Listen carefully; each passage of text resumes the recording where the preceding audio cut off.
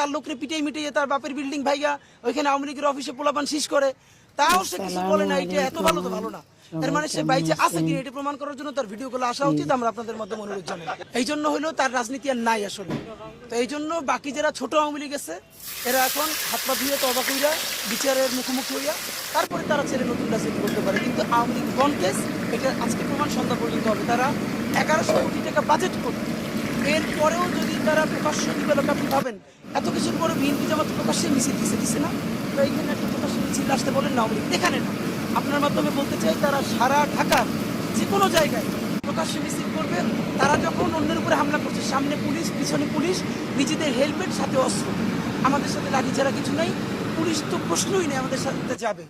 আমরা জনতা তাদেরকে প্রতিরোধ করতে চাই, তারা সৎসাহস নিয়ে পারলে দাঁড়ায়। যদি পারে তাহলে তাদের রাজনীতি থাকবে, না থাকলে মুসলিম লীগের যে পরিণতি হয়েছে তাও তো এখনো মুসলিম লীগ বলার কেউ আছে এখানে।